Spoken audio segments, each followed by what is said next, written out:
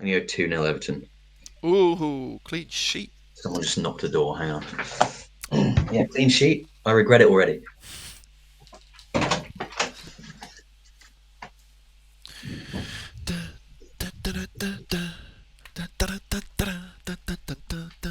I hope you enjoyed the drum show. All right, hello, welcome to the Premier League show on Footballix again. Matt, how did you feel about the week's fixtures just gone?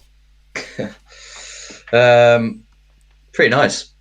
They went about as well as they could have done from a Villa perspective. Um, Yeah, although it would have been nice to see Luton pummel Arsenal 4-3 yeah, instead of the other way around. that was gutting. That was a little bit gutting. That was close. That would have been that. That would have been the cherry on top. But no, there's some interesting results for sure. So yeah, Luton Arsenal. Should we do it? Yeah, we might as well start off with that one. It's sort of the highlight fixture in terms of at least goals scored, so might as well. Yeah, yeah. So just a bit of a mad game, really. I mean, in terms of predictions, I predicted that the Luton wouldn't score, which was terribly wrong. I Um, can't even remember what I predicted. you went for 2-1 Arsenal, so Oh, okay, got a point. I'll take that. yeah, you kind of called it a little bit closer than I did, but I don't think anyone expected Luton to score that many goals. I mean, if Luton are going to score a goal, you're thinking it's going to be a set piece or a counter attack. They were really effective from set pieces.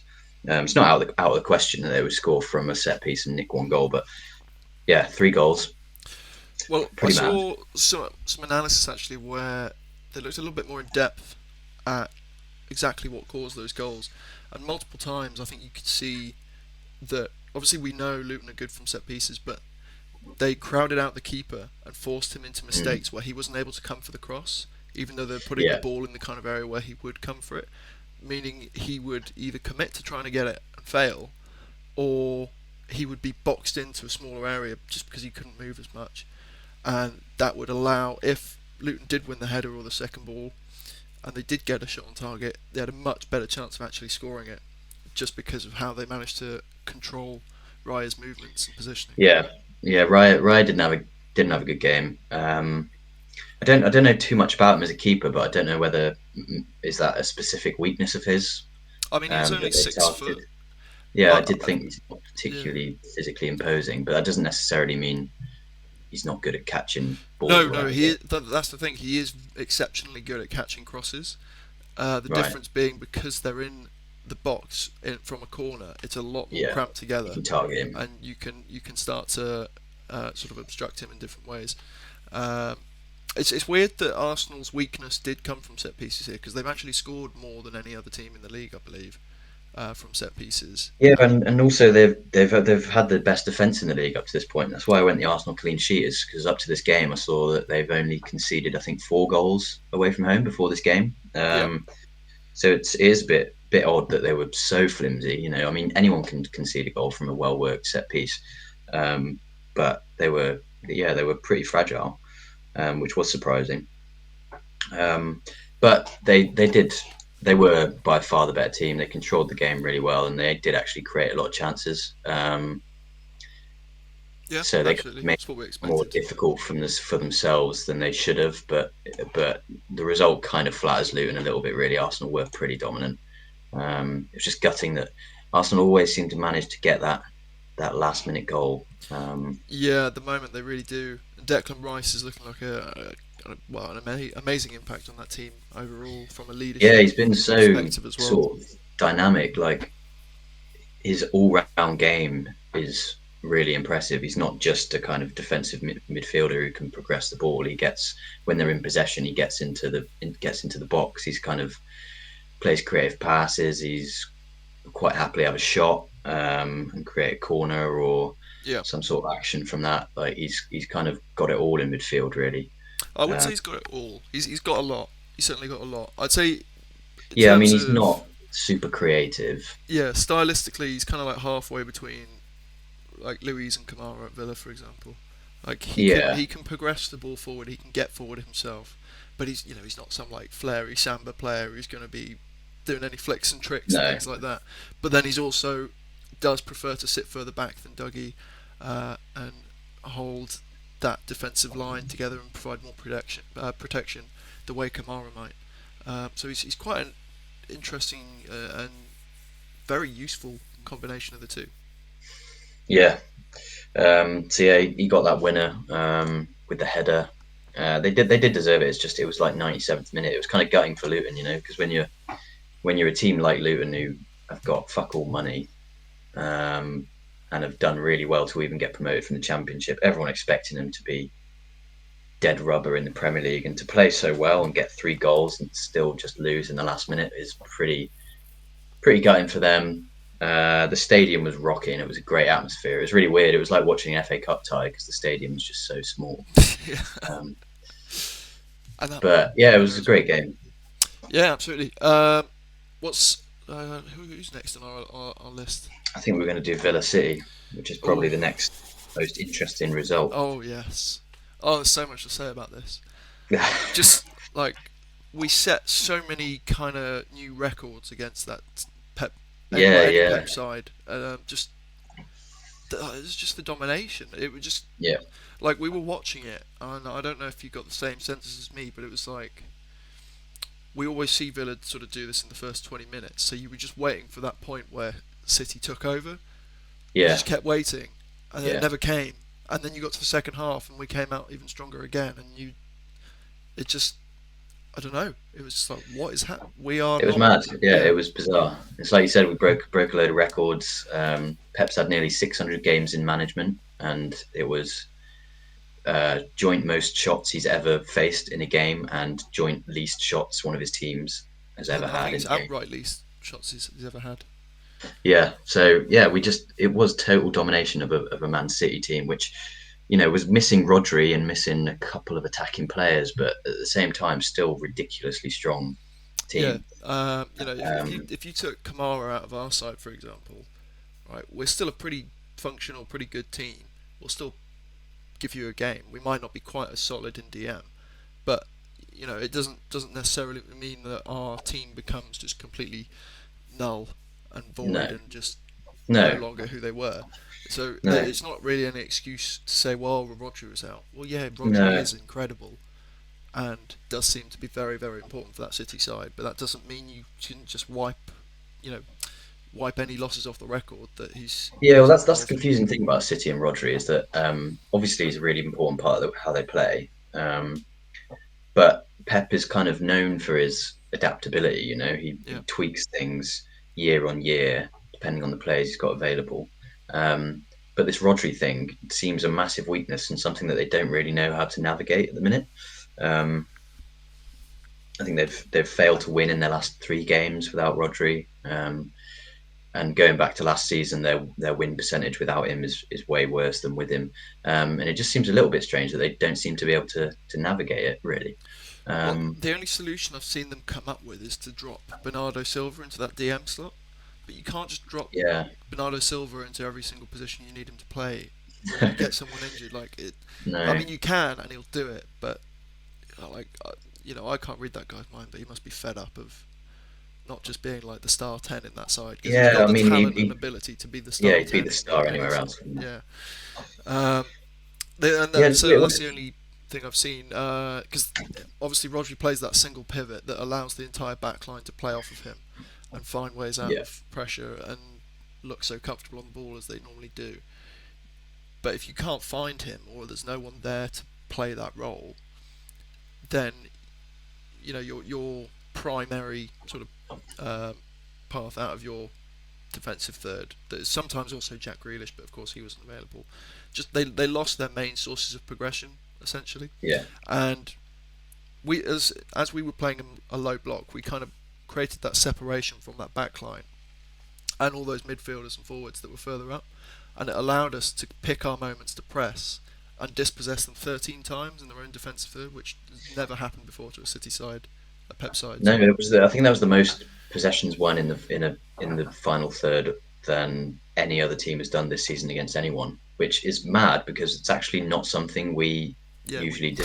as I said, we don't even do that. That's not our thing. We usually kind of press in the middle of the pitch, but you don't see Watkins or the wingers charging up the pitch, winning the ball high up for us. That's just not what we do. We've never done that under Emery. We're not But then bottom of the Emery, league for it, but yeah, no, but yeah, it's just not something we tend to do. And yeah, Emery Emery's obviously maybe it's something to do with Rodri being out and the fact that if you can congest that area of the pitch when they're in defence, they struggle to progress without Rodri. Maybe Emery identified something there, but yeah, we Emery tweaked the system. It was still kind of more or less the same style of play, but little tweaks. We were just more intense than them. We were kind of So winning the confident ball on the high up ball. the pitch. Yeah, and on the ball we were just like I was watching the highlights The and touches from Tielemans. yeah, Tielemans just so confident. You have three players around him, and he's just like pissing about on the ball, but he'll come away with it. And John McGinn as well. He just seemed to come away with the ball every single time. You know, you think Oh, he's getting pressed mate. here, he's going to lose the ball, and he just wriggles his way out. And it was just we just had the confidence to just go for it in every situation. Didn't flap, didn't panic. Um, I was worried that we were going to get pressed in defence, and it was going to undo us because we still, even though we're on an amazing run of form at the moment and we look really settled, we're still liable to the odd mistake at the back. And I thought City would try and exploit that, but we just didn't Yeah. allow them to because we beat the press so effectively that they soon realised that it just wasn't working and it was exposing Yeah. them. I think what they tried to do was they tried to target Dougie. Like Dougie did have a really quiet game, relatively quiet game Mm, in this one. They tried to crowd him out as the primary sort of deep progressor who could cut their way through that side, and perhaps some of it was also that he was their old player and then maybe they can get in his head and whatever else. But that was, I think, their main objective. But what they very quickly found was that we can just give the ball to Kamara or Tielemans or McGinn, and they can yeah, all do the exact same thing Dougie can do. Maybe they don't yeah, have all the same traits he has, but they can progress the ball from deep very, very easily and comfortably amongst all of them. So they quickly found out that it's, you can't just target one Villa player like you used to be able yeah, to. Like, you can't just target a Grealish or something like yeah, that. It's this is a whole team effort now. Obviously everyone, the better and better we get, people kept saying, oh well, it's this player, and when we nick this player, it'll be done, and trying to find ways to sort of invalidate how good we were playing. And now like it's going to get to a point where you start to think Ollie Watkins looks behind him and he's got Moussa Diaby there. And he's like, oh, I don't need to leave here. Moussa Diaby looks behind and he's got Douglas Luiz and Kamara and Tielemans behind him. He's like, yeah, I'm pretty good here. And then they look yeah, behind them and they see Pau Torres, Esri Konza, and Emi Martins, and they're like, yeah, no, we're good here. And then we're just going to keep adding to that as well. yeah. We have kind of quietly built a really really solid team. And Emery's obviously just improved players as well to a ridiculous degree. Um, but yeah, crazy good game. Tielemans was great. That was a funny one because we both said before the game that maybe this was a game for Diaby to come in because obviously Diaby had been dropped for Yeah, the last couple of games. We thought maybe this is not a Tielemans kind of game because of the maybe just the intensity of the game we played at, and he sometimes can um, struggle, and maybe we'd need pace on the counter more so. But we didn't need pace on the counter because we weren't even playing on the counter. You know, we were just dominating the ball in the middle of the pitch, and Tielemans had a really good game, and it was Emery obviously identified that we would need his skills in there. Um, Bailey was absolutely insane. I yeah. don't know what's It's happened to such. Leon Bailey. I think he's just become better at risk management and decision making. Yeah, it's just I think Emery's just told him a bit like how when he came in and he told Watkins to just stay in the box and get shots off. I feel like he's told Bailey to just when he gets the ball, get a shot off, get a pass away, make sure there's an action there because we all knew that Bailey's a good dribbler, Mm, but he yeah, was always in two minds. Maybe he was given too much freedom by previous managers. Previous managers said to him like, "You've got the talent, just go out there and do your thing." Whereas Emery said like, "Yes, you've got the talent, but also you get stuck in situations where you can't find an out ball." And I feel like he's just been told like within a number of touches or whatever, get a shot away. And yeah, he's just become so effective the last few games to the point where Diaby can't get in the team, which is mad, which is yeah. absolutely mental. And what's brilliant as well is because it's a confidence thing. Not only has his decision making things improved to help boost his confidence, but that confidence boost has in turn improved his dribbling ability, his shooting Mm, accuracy, his passing accuracy. Every time he's making those decisions, like before, when he did make decisions, even if they were the wrong ones, it would still even if they were the right ones, it'd still sometimes just be terrible balls, or a shitty Yeah, shot, or he would just lose the ball in just like such a pathetic attempt at a dribble, and you yeah, just get so frustrated because you're like, where's the value coming in this guy? Because he can't deliver and he doesn't know what he's doing. But now he knows what he's doing, and that in turn has helped him to deliver on his actual technical abilities. yeah, So yeah, um, can't really say. Like, there's so much more we could probably sit here for another hour and talk yeah. I about could why talk about Villa this were game great. forever, couldn't we? Really, but But yeah, we should probably probably move on for every I suppose non-Villa fan. we can say that we went above them in the table now, and this maybe depending on how the Arsenal game goes. Would you say that we are in a kind of title race rather than a top four race? No, to be honest with you, before this game happened, I was thinking I need to see certain improvements from us to be confident in the top four push, despite already being up in the top four. Yeah, Because too often, away from home, we are conceding goals, and that's important to look at. Because ultimately, if you're going to win the league, often you'll be one of, if not the best defensive side in the league. yeah, Um, and we're not bad defensively at all. I'm not saying that at all. But there are, what is it, a good 4 or 5 teams ahead of us in the league who have been better defensively, both from a goals conceded perspective and the quality of the chances they're giving away.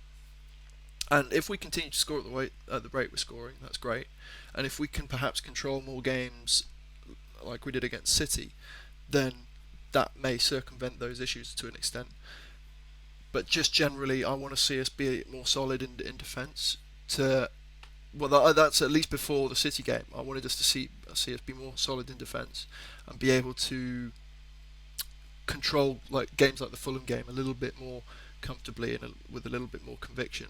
mm, Just to say, yeah, you know what, that is a side that no matter what kind of wobbles they experience through the season, they're going to hold a pretty consistent level. And I think we could still hold a pretty consistent level this season. It's just perhaps the squad depth isn't quite there, and you've got to keep this running for a little bit longer so everyone is getting into that side and getting up to speed. But as I say, after this City win, this is the first time I've kind of looked at it and gone, actually, you know what, top four is definitely on. Like, if we aren't, I'll be disappointed if we don't get top four now. Whereas before the City game, yeah, it was like I'd still be pretty chuffed with top four. yeah. Well, the thing is now that you get all these stats coming out that like um, sort of like something like 45 teams or something have had this many points after this many games, and only three of them have failed to get top four, stuff like that. I saw the other day. So now we are at the point where we're kind of in the driving seat now. If we maintain this level, there's no doubt that we will get top four. So, but I get what you mean. I think there's still questions to be answered. There's still potentially squad depth issues as the Europa Conference League gets more competitive and more intense. Um, so yeah, it's still very much up in the air whether we even get top four. But with that win, we're definitely in the driving seat now. And we did see something a bit more from us in terms of controlling a game and keeping a clean sheet, which Yeah. we have failed to do. Well, I mean, the only Um, other way we could have improved on that performance was by either scoring more goals or doing it against Argentina, because we've got the best club in the world who have just won the treble. Yeah, they might have not had a few good results recently, but that squad is still the same, if not yeah, better. And that team's still got the same winners in it. It's still got the same manager, same everything. It's all still there. We've just come along and dominated it. Like, the only way you could have got better was literally score more goals, yeah, or and we could have as well. We or yeah, got kind of unlucky. beat Argentina. And if you can sit there and say that you genuinely put in an incredible performance against the best club side in the world, at least Yeah, yeah. being Well, it's kind of gives us the subjective about it. confidence now to literally go up against anyone, doesn't it? Yeah, well, you've Um, got to say how if you can pull out performances like that, it doesn't matter how congested the fixture list gets, as long as you yeah, can manage the fitness to a reasonable level. If you can produce performances even to 80% of that level, yeah, relatively speaking, uh, then why the hell wouldn't you get top four? Do you know what I mean? yeah, yeah, But yeah, we should probably move on. yeah. So let's talk about two teams that aren't going to get top four. Ooh, Man United, Chelsea. ooh, yeah. I mean, United could if everyone if like ourselves for if we fall off, Newcastle don't Yeah, improve. no, I actually wouldn't put United out of the equation yet because they're only 3 points off Man City, which is so weird. Yeah. Um, Although they've they do really seem to turned keep things. scraping results. Yeah, they seem to randomly just turn things around in the space of 2 games, despite the fact that the defensive frailties against Everton were still very evident. Um, Yeah, I mean the Everton game, I still think that was a case of them grinding out a result and not playing particularly well. The yeah, difference with the Chelsea game is that they finally managed to put together a good, convincing performance. yeah. Well, I mean, it wasn't even that convincing. I get like the stats made it convincing, and the balance of play made it convincing. But in terms of like the style of football you saw on the pitch, it still didn't look, Yeah, I like a suppose. top Yeah, four side going about their no, business sort of thing. It did still look like a team with a few good players that doesn't quite understand who or what they are yet.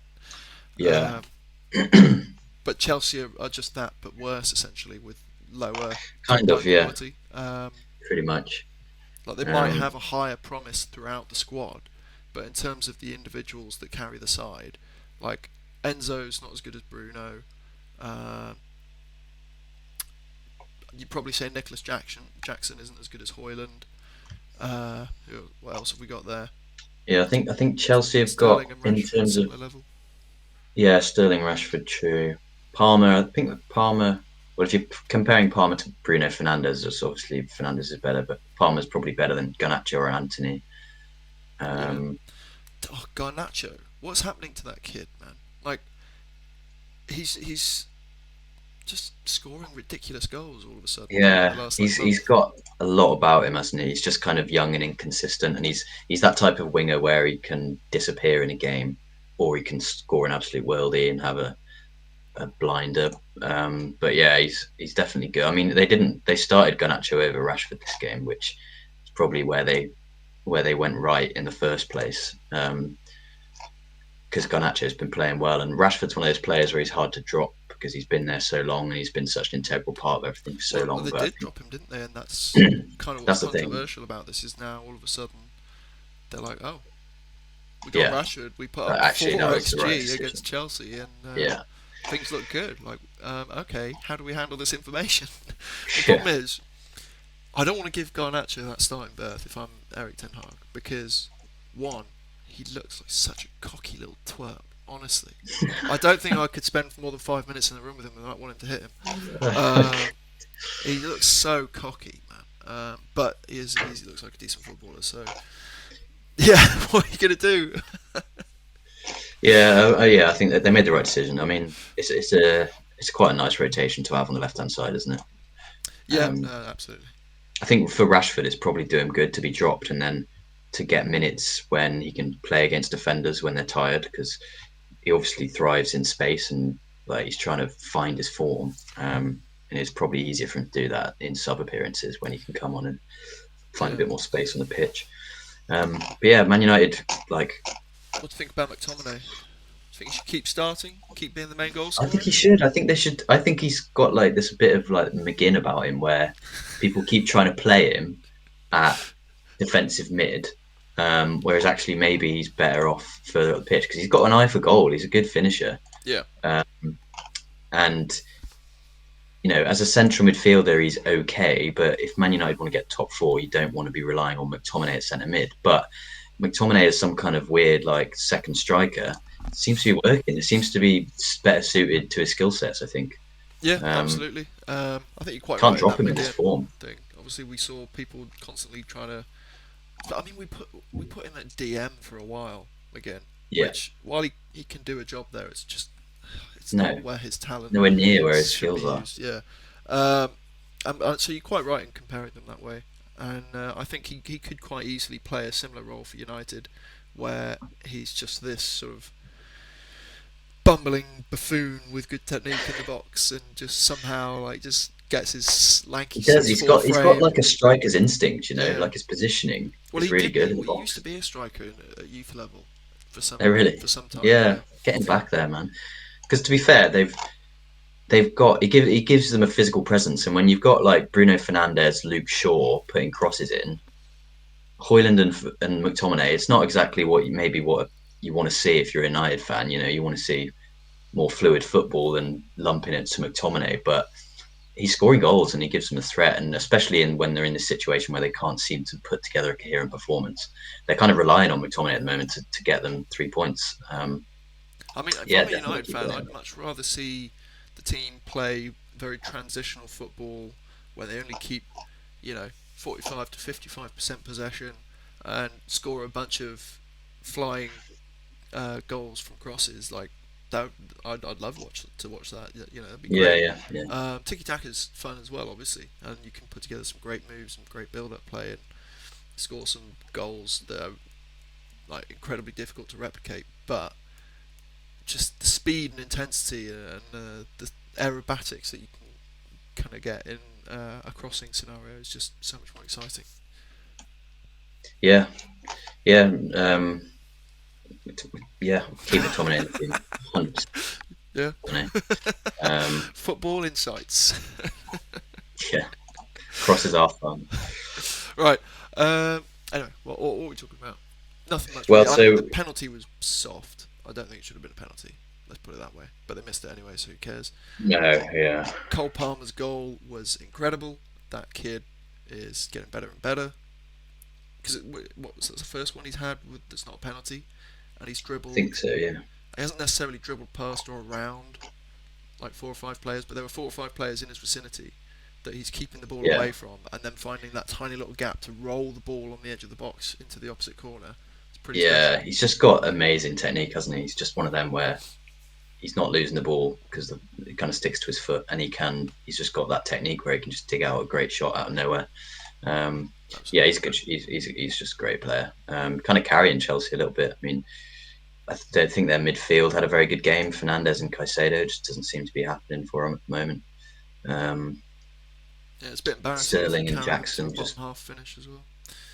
Do you know what's funny as well? If Everton hadn't had the 10 point deduction and they played Newcastle and beat them as they did, uh, they Yeah, they'd would be be in above the top Chelsea. half, above Chelsea. Christ. Um, Speaking of which, we move on to that game. Yeah.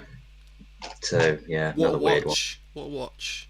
Like a lot of opportunities, a lot of activity, but not a lot actually coming from it for the first, what was it, 60, 70 minutes? Something like that, before the first goal was Yes, scored. 770.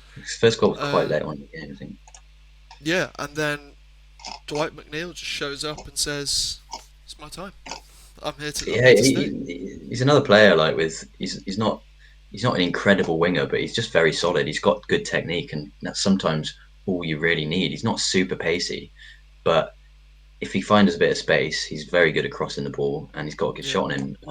And that's kind of all Everton need from him. crazy to see Trippier get dispossessed twice for both those first Yeah, two I goals, think though. this is maybe a fatigue thing or something with Newcastle because they've got injuries. They're playing Europe. Trippier's always starting. Share is always starting, and Share looked a bit off it as well. Yeah, just unlike Newcastle in general, they didn't have the intensity as you like to talk about.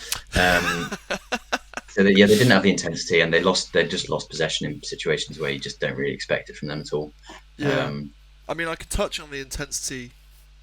I know. The way I talk about it is a bit tongue in cheek. It's a bit like, "Oh yeah, fuck off Newcastle," but low key, they did kind of get um exposed for intensity fraud, as I'm calling it, where you can make a team perform and look a lot better than it is if you just work to an intensity that's higher than the opposition's.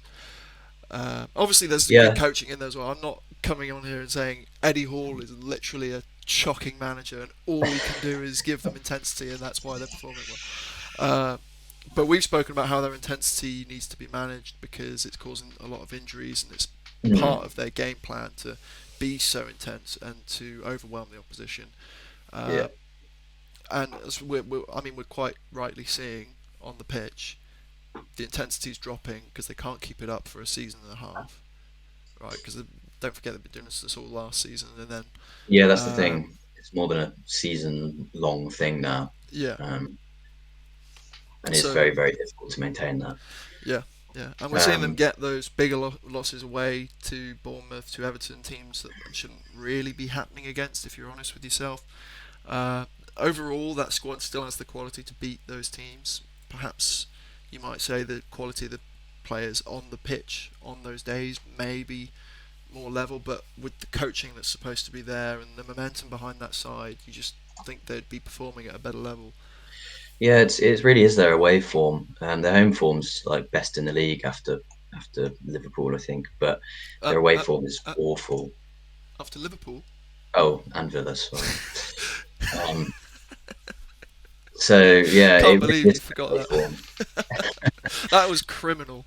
No, it's just a given. It's like I even need to Yeah, consider. Everyone knows that Villa are going to be top of the home charts. Um, no, but it's just it's their away form, and I think it's maybe. I mean, their injuries are not helping at all, but I think it's potentially with the kind of intense style of play that they've got, it's maybe a lack of a plan B for them. So away from home, it's harder to be intense away from home anyway because you don't have the crowd on your side, and the other team will naturally be buoyed in their kind of work rate yeah, by the crowd and by the atmosphere. And so that makes it more difficult in the first place.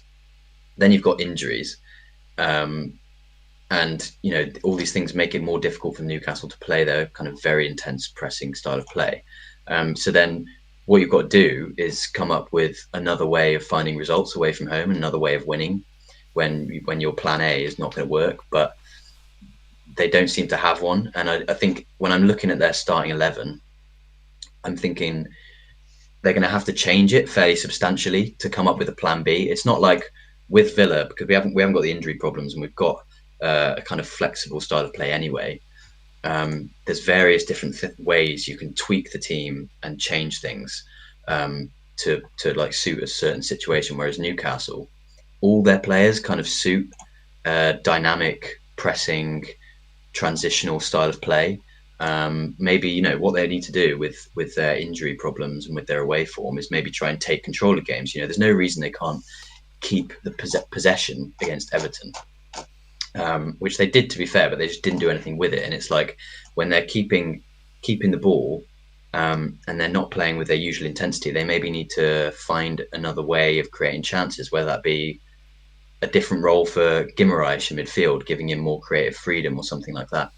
yeah, Um, but they don't seem to be able to. Whether it's that they literally don't have the personnel because their bench is so weak at the moment, or whether it's they just haven't found the solution. But I think they need to kind of reorganize things a little bit when they're playing away from home because the plan A is just not working. yeah. I think they really get um, sort of exposed with for their squad depth. Like, yeah, they spent a load of money on these great players, but that's the starting players, and they really haven't built out a great bench yet. And you can see that when you've No, got the likes of Matt Ritchie coming on and 17-year-olds, etc., that you've never heard of before. While they look decent and everything, that's fine, that's great. Uh, there's a lot more to be desired at Newcastle yet. And when it comes to managers, I think that separates managers is like what they try to do within their scope of abilities.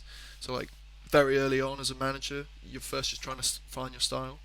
Then once you find a good style, you find a good way of playing that works. You just essentially try and get better and better and better at executing it until you're now a good manager, right? Which is what Eddie Howe is.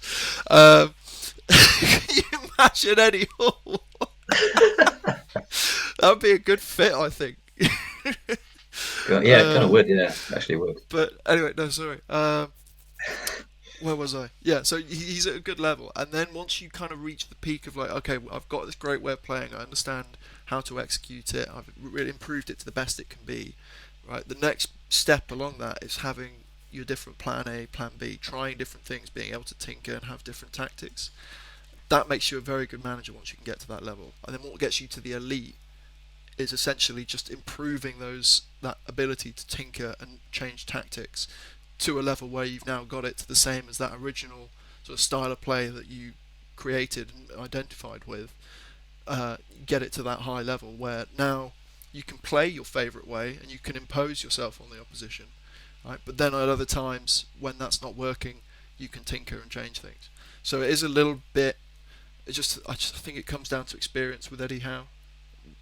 We've mentioned this before with Unai. He's got the experience to tinker. He's got the experience to change things. He's been in various countries and various positions before with various sides of different qualities and different strengths and weaknesses. So he's got that depth of knowledge and experience and ability to make those changes. Yeah, So while it's great that Newcastle had a great first season and a half where they had this constant upward trajectory, there's still a lot Eddie Howe needs to learn, and I think that's ultimately why they're not quite still on that upward trajectory. yeah. I mean, it's a. I think it would be harsh to say that it's because of Eddie Howe's level as a manager. Like, I think he's definitely got the potential to improve if he carries on. If Newcastle carry on this trajectory and they have a disappointing season, they finish seventh or eighth because they're away form and they don't change anything, then maybe you'd say Eddie Howe is maybe slightly too one dimensional to sustain being a kind of top four level manager. Yeah, But at this point, there's plenty of time for them to change it up, and they are suffering badly with the injuries, which any manager would struggle with. But yeah, I think they are being a little bit exposed with their squad depth because even last season they were relying on players like Sean Longstaff and Jacob Murphy and players like this where Joe Willock as well. yeah, where they're good players for a certain level, but you wouldn't say they're necessarily top four players. And the reason they work so well is because Eddie Howe's got a system that was working really, really well, and those players fit that system because they're good runners, they're strong in the tackle, they're quite dynamic, they can progress the ball quickly, blah blah Got blah. Bayern as well. Yeah, but now those kind of players are not that adaptable, and that's where their squad depth kind of is suffering a little bit, is because those players, while they're good players in that one system, when they have to change things, those players are maybe not capable of doing so, maybe not capable of playing in a different way to quite the high level that you now expect Newcastle to be at. Yeah, So yeah, there's plenty of time for them to adapt and turn it around, and they will get players back from injury, and so they're not going to be.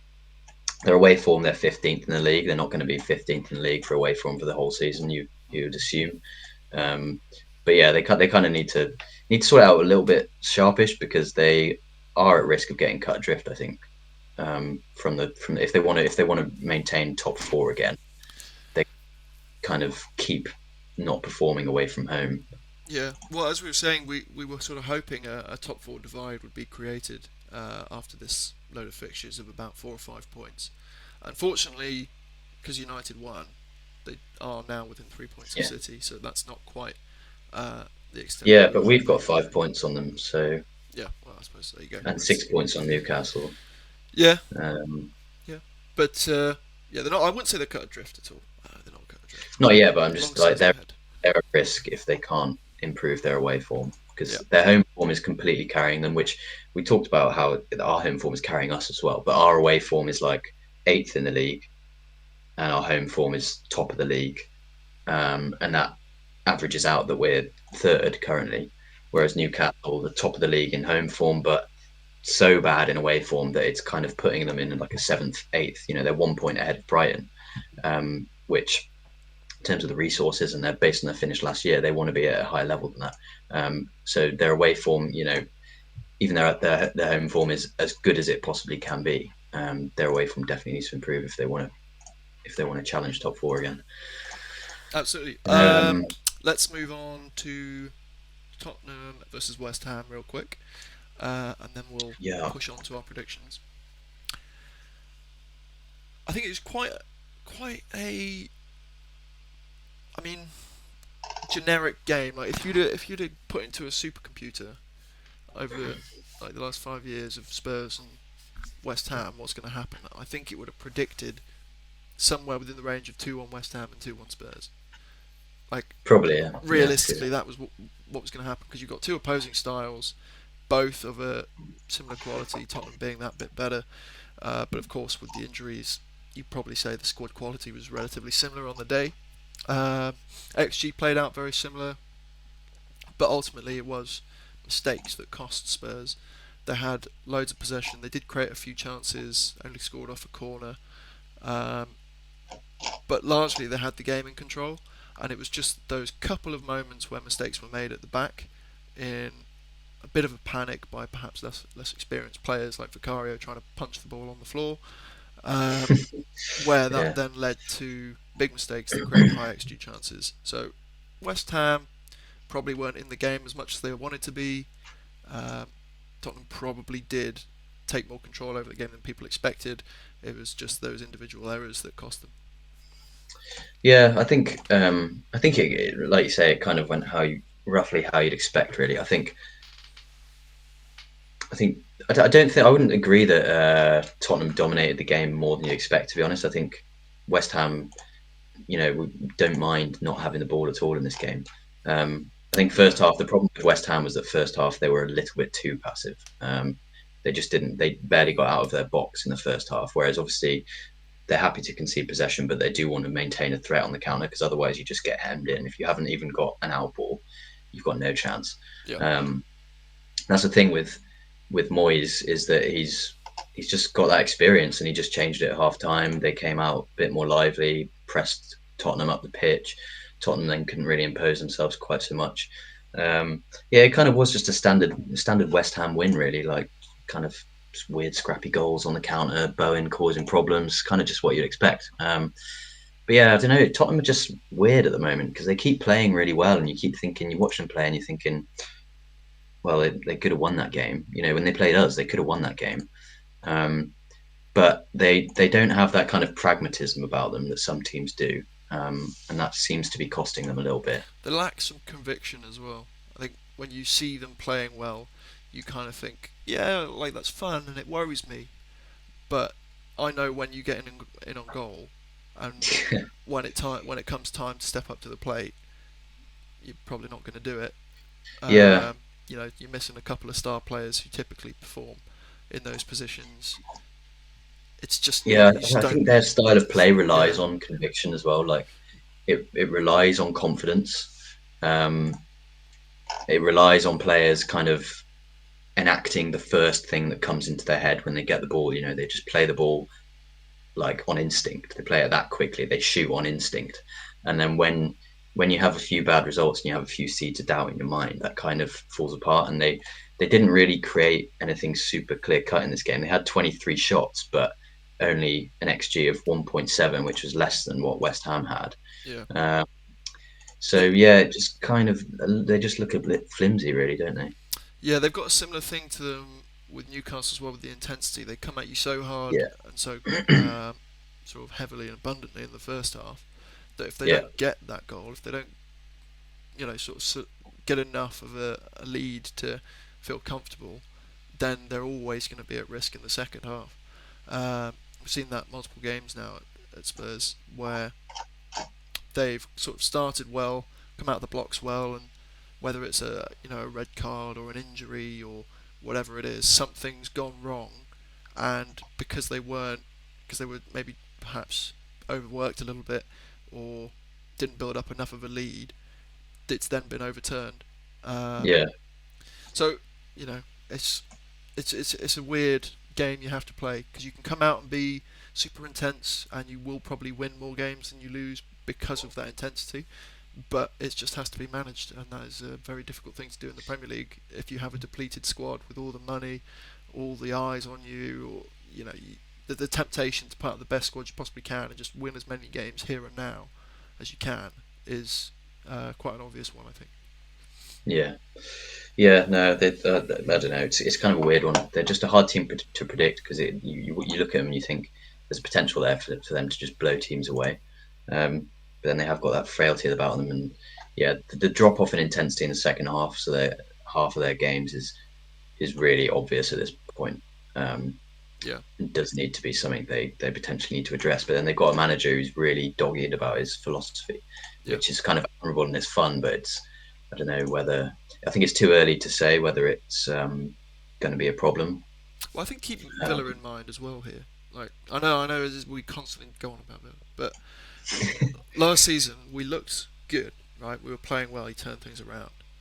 We probably didn't look quite as good as Spurs do now, but we looked good. no, All of a sudden this year we look a hell of a lot better than we did last year, and we haven't changed much. It's a couple players in, a few months in the summer, not even that, to go over things and really build it up.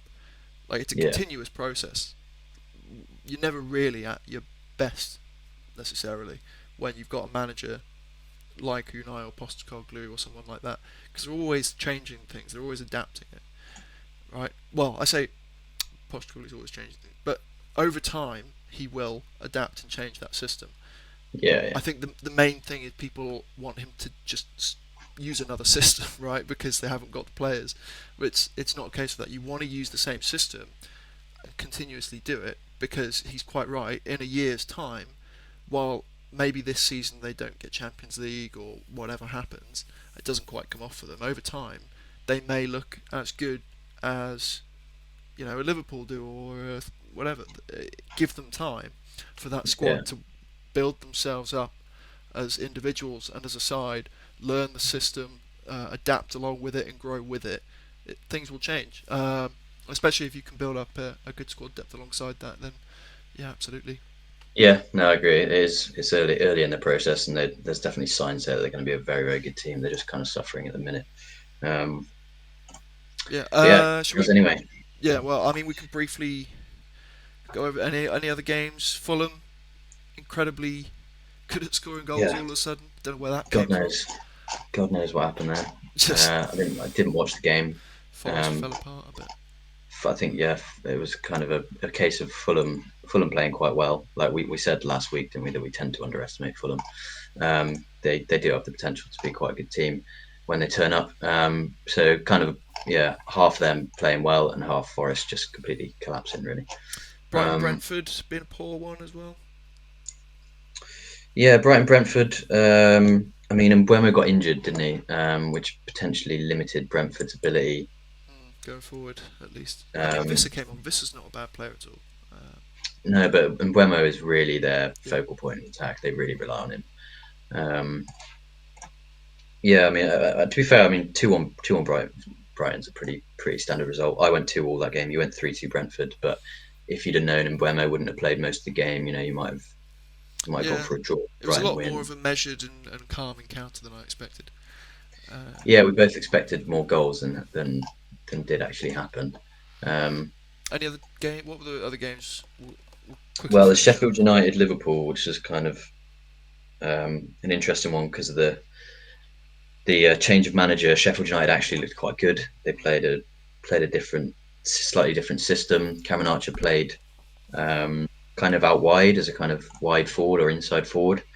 They created some good chances. Liverpool were 1-0 up until sort of 80 something minute. Yeah, Um, and Sheffield United had good chances when Liverpool were only a goal up as well. Like you could say they had a penalty shout. You could say that they were unlucky not to get a 1-1 draw. To be honest, um, so yeah, interesting one going forward. To look out for Sheffield United. It might just be a new manager bounce thing, but yeah. he's playing playing in a slightly different way that maybe is going to benefit their players a little bit better. Definitely Mm. benefit Well, I mean, he Cameron. finished top half with them before, so you never know. Did yeah, but then he also has had like bad stints in the championship since then, so a bit Ah, of a weird one. yeah, it's strange. Um, and Who else were what we? else was there? Wolves Burnley. Yeah, Um, go on, Brighton. FPL.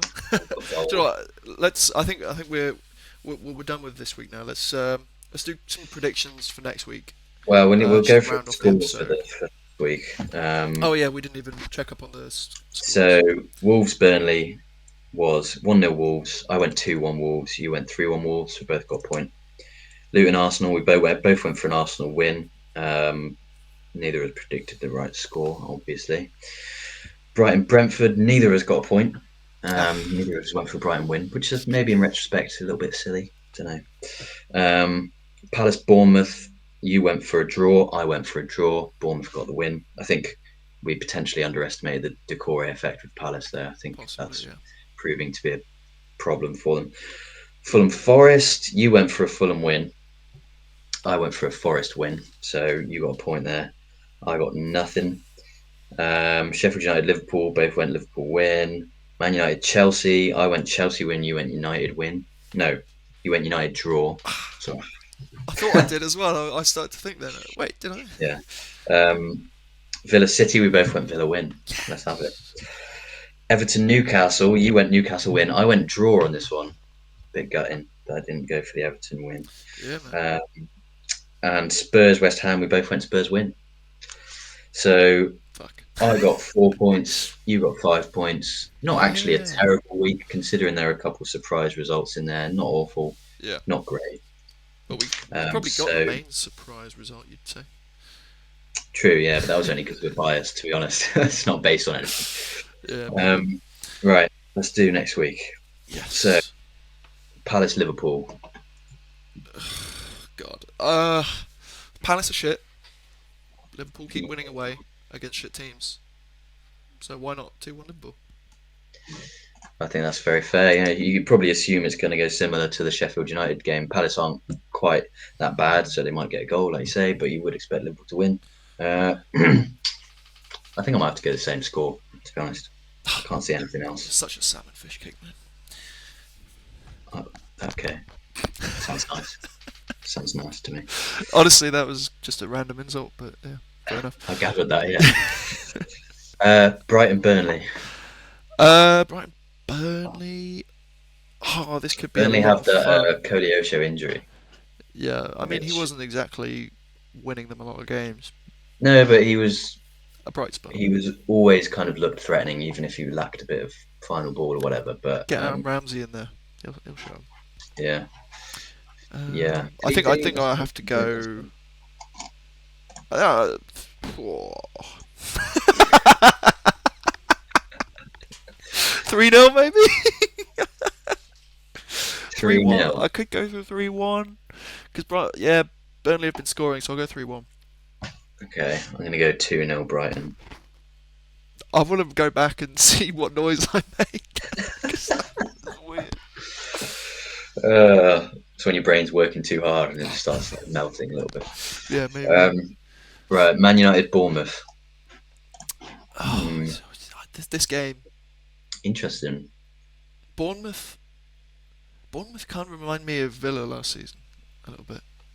Really, with the Not necessarily what's happening on the pitch, just more the fact that they've brought in this Spanish attacking manager who likes yeah to hold possession a bit more, be a bit more progressive, and they're a little bit different in the stature of club, but in terms of where they were in the league and the tier of side they were at the time that yeah. And he took actually, if you over. look at their transfers over the past 2-3 seasons, they've actually invested quite a lot of money in the squad, and they've got some really good players actually. Yeah. Um, So this could be an yeah, interesting one. I think this potential is to hurt set Man up for a United. 1-0 United potentially. I think yeah. Even though they have I can improved, see I just Bournemouth think against scoring. Bournemouth they'll be I'm going to go 2-1 United. I think fair enough. I can see Bournemouth scoring. No, it's a perfectly reasonable result. Sheffield United Brentford. This could be a 3 points for Sheffield United. Do you know, it could be their first one. They're going to have to be very solid in terms of controlling the game because the thing is, Brentford are a very, very good defensive side, Yeah, and without having Mbuemo there, that's probably going to shift their mindset a little bit coming into this game. They're probably not going to be as imposing as they might normally try to be, which could give home teams more of a chance. So it could be that Sheffield United actually get more of the ball in this game, which would be really weird, but it might happen. well, I'm not when sure if they I'm when they backing Steve finished Cooper. well under Chris Wilder those years ago, they kept possession quite well. I seem to remember. Mm, They but played. I think that'll play into Brentford's hands, so maybe. Ooh! Could be the game that gets Steve Cooper sacked. 3-2 Wolves, maybe? Thing is, Wolves don't Sticking with really the score theory. that many goals, but there is this thing that I'm working with the whole 3-2, so I kind Mm. of want to try it, but then at the same Well, time, I'm it's like like, do Forest. So Steve Cooper could be getting sacked after this game, potentially regardless of the result. But if they lose, what seems a waste likely. of a 2-0 win, man, against Villa, So just to go get sacked. I know. Oh my god, I was watching Match of the Day. They got up Forest's form, um, and there was one win in the last like 14 games, and it was Villa. I was like, fuck, how? I rewatched the highlights last night as well, because it still irks me a bit, that loss. It's like Yeah, shouldn't have happened. And I watched it back again, and I literally realised they literally did nothing the I entire game know. apart from that long I know. shot and the one that went in from Emmy's mistake as well. Yeah. Like in my head, I kind of remembered that being a better shot. No, it literally was No, just no. an Emmy Martinez mistake. Yeah. I can't believe Yeah, it. it's annoying. It's because the Bournemouth game annoyed me more because we didn't turn up. It was like that was in our hands. We could have showed up there, but we just didn't. So I find that more annoying. But the Forest game is just we didn't do anything wrong. Yeah, It's one of the, for no they reason. yeah they don't. I mean, they tend to be solid at home, but they've played good away and badly away, so it's really hard one to predict. I think Wolves Yeah, at home will just be a bit too solid. So I certainly see Wolves seeing this one out. It's just what the scoreline is really. Um, I'm torn between a 2-1 and a 3-2, to be honest. So yeah. I think. Do you think you've got to back Forest to score just because of what's at stake? yeah, I think Wolves will come out 2-1 winners. That's a good shout. I think I'm going to have to go for a Wolves victory as well. I might go for a 1-0, Although another it 1-0. could be asking a bit much for Wolves to go win 2 games in a row. Could be. That's the thing. They are kind of a solid, decent team, but they're not super consistent. Yeah. Um, but we both went for the Wolves win regardless. Yep. Now we've got the big fixture, big Ooh. game, the big 5:30. The Aston Villans against the Arsenal. What to say? What to say? What to say? Well, it's not Oh going to be God, 4-2. I can tell you that for sure. Um, no. we're going to control this game, I reckon. Oh God. See, I think Arsenal are a bigger challenge than City, They are. considering the moment that City are in, the moment that Arsenal are in. Arsenal are a bigger challenge, better team. I think it's going to be harder to control the game. I wouldn't say they're a better team, but I think they'll be a bigger challenge Well, on the game. I think currently they're a better team. In I terms still of wouldn't even say they're a better team.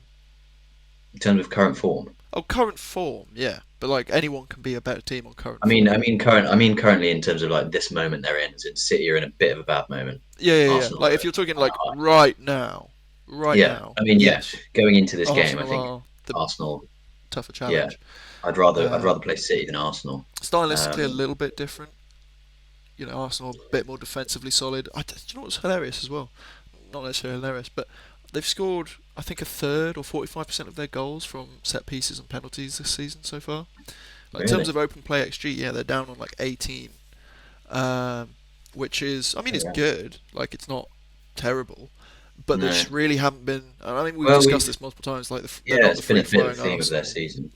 Yeah, so going away, I don't see them scoring a lot of goals again against us for multiple factors. Um, so perhaps you'd give them a goal, then that means we need to score two. Do we score two against Arsenal? If anyone can do it, like it could well be us, especially at home. But I could see just a much tighter result than that. I could see another 1-0 kind of result. Um, but I don't know in what direction. It's really tough. I think Arsenal will score. I think us getting a clean sheet against City, we absolutely dominated. We kept them to very minimal chances, but in terms of our season as a whole, that is an anomaly. We have Yeah, struggled for clean sheets, and Arsenal, I think, will be more of a threat than City. But like you say, it has been a bit of a theme of their season that they've not looked brilliant in attack. They've kind of looked a little bit stunted, but then I think the last couple of games they've improved because Jesus has come back and he gives them a lot more creativity, and Erdegaard has taken on a bit more of a kind of advanced role, yeah. and they've looked a little bit better in that front. So I think Arsenal will score. We've just got to outscore them. No, I think that's I fair think enough. I think we might even be like a 3-2 Villa. That's fair enough. You It's make very good high scoring points, though. convincing Arsenal points. don't usually concede that many goals. Um, Ooh, I I'm think going to two go one 1-0 actually. Villa again. To be honest, I'm just Okay. like I kind of agree with you. Like I think we will probably concede, and we'll have to try and outscore them. But just from a biased perspective, if we were to win, what I think the scoreline would be, I think it would be a 1-0. And I Yeah, I want do to think. predict us to win, so Yeah, yeah, I'm going to go 2-1. I think with that performance and the confidence we'll have, like there's no reason we can't go and impose ourselves on Arsenal in the same way, yeah, Um, like that game being a few days ago will be, you know, right in the forefront of everyone's minds, and they'll have the mentality you would assume of let's go do it again and shut them out. Um, I'd love to see it. I'd love to see the 1-0, but I've gone 2-1. fair Um, enough. Next game Everton Chelsea. is Everton at home. Yes. Ooh, What does that even ooh, mean, though? 'Cause their home form has been abysmal. Or they've yeah, just battered Newcastle 3-0. What does that even mean, them being at home? Don't know anymore. yeah, it's weird. 2-1 Everton. Going off instinct. Ooh, Going off instinct. 2-1 Everton. Okay. I think that's reasonable. I think Chelsea will that's probably quite go and win decent. like 4-0, but It could be that. Like that could definitely happen. Uh, I'm gonna go 2-0 Everton. ooh, clean sheet. Someone just knocked the door. Hang on. Oh, Yeah, clean sheet. I regret it already.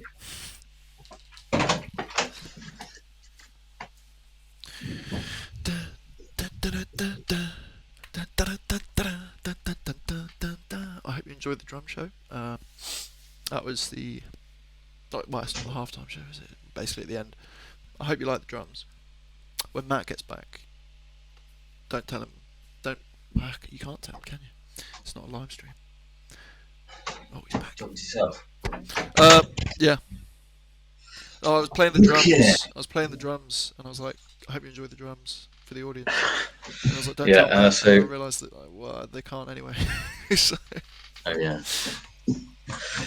Yeah, I've gone 2-0 Everton. I do regret that already. I think Chelsea will score. Can I change it? Am I allowed? um, yeah.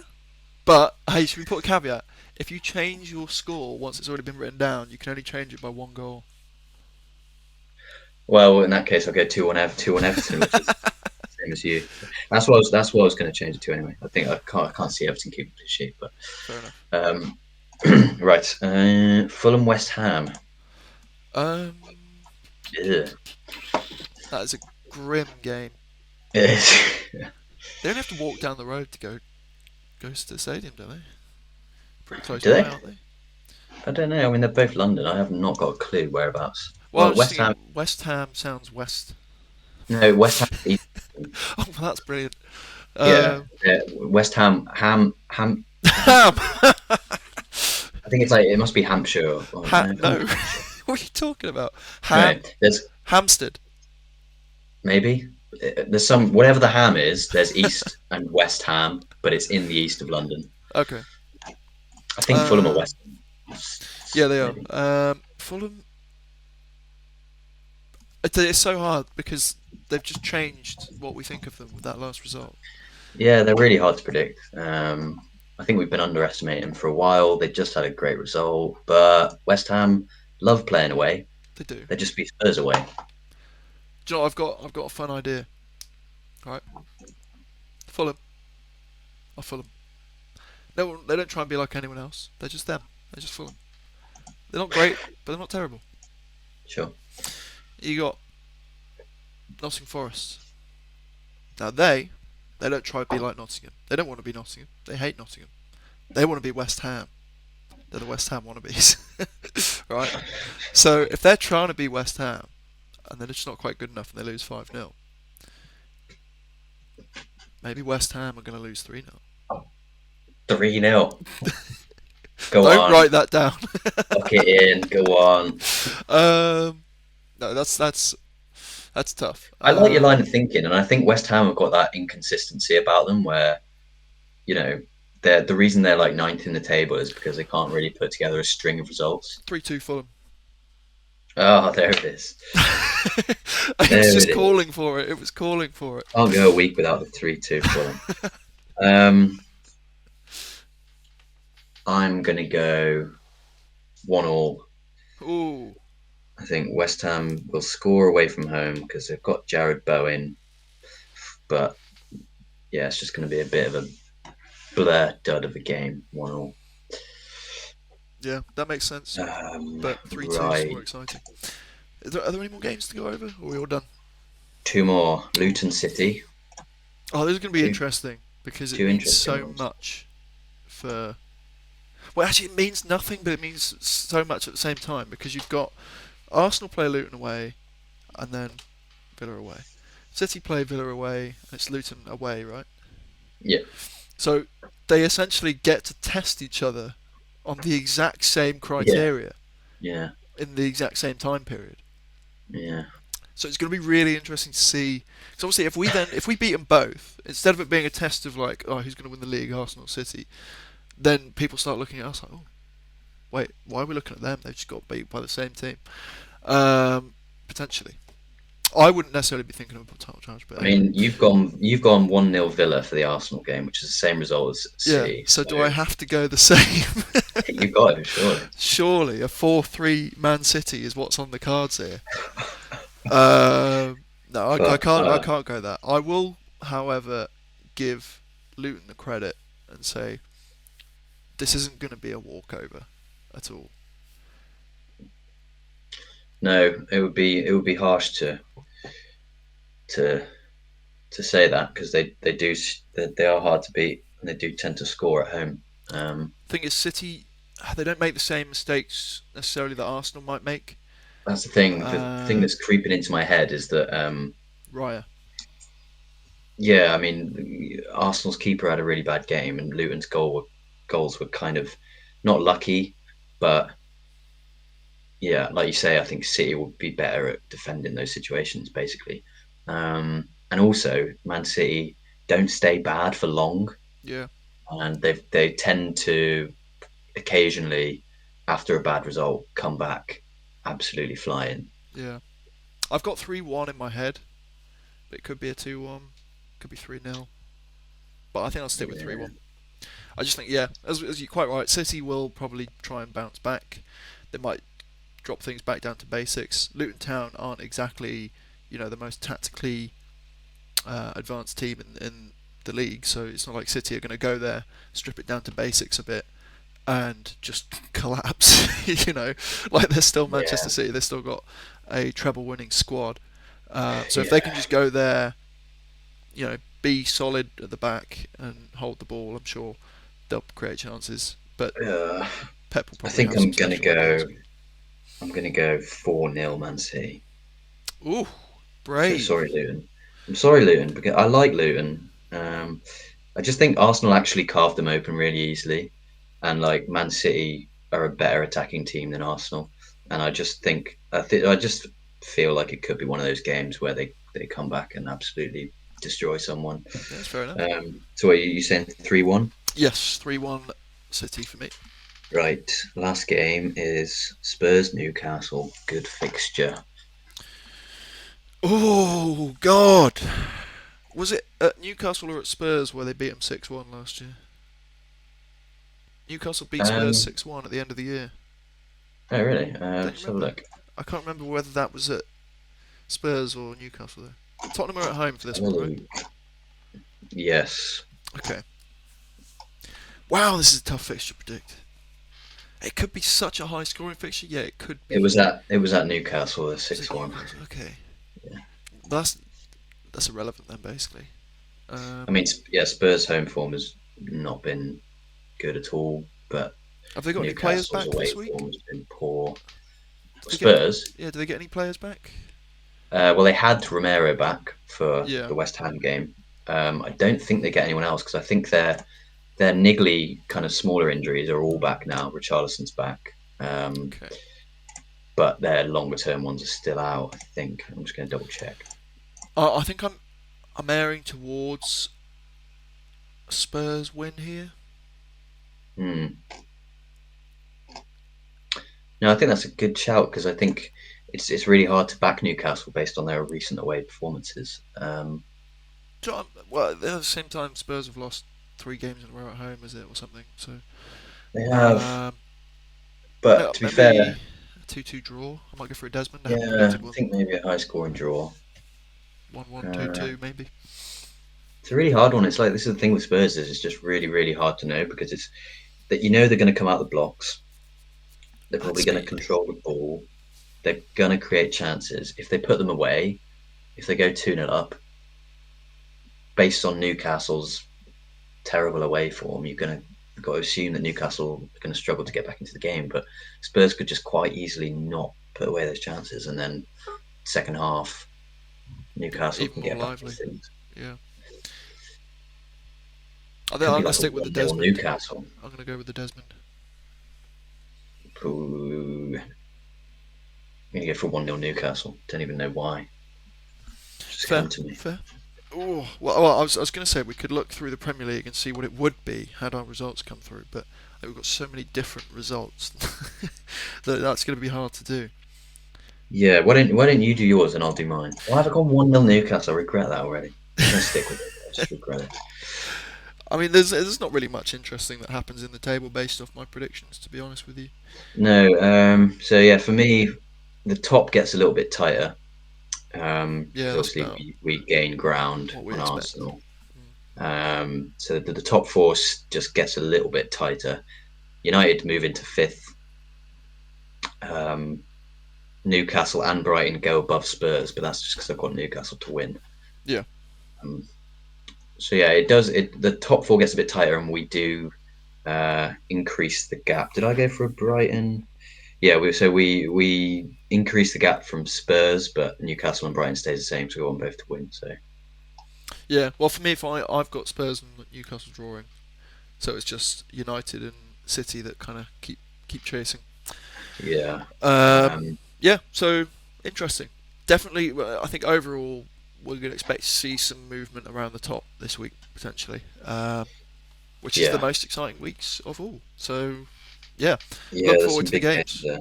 And right, we should probably end the episode off here.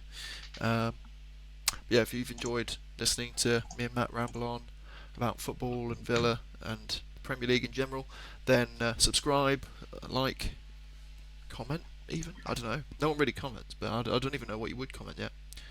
Maybe the first Shit comment predictions, mate. will dictate what we sort of ask for in the comments. If we get insulted Ooh, okay. in the comments in our Keep it first going. comment, then every week we've got to be like, send in your best insults. Whereas if they're like giving an insight themselves, then we have to be like, oh, give us your best Okay, insights, I which like is that. pretty boring. I like that. But yeah, anyway, like, subscribe, comment, all that good stuff, and yeah, we'll see you next week. Bye bye.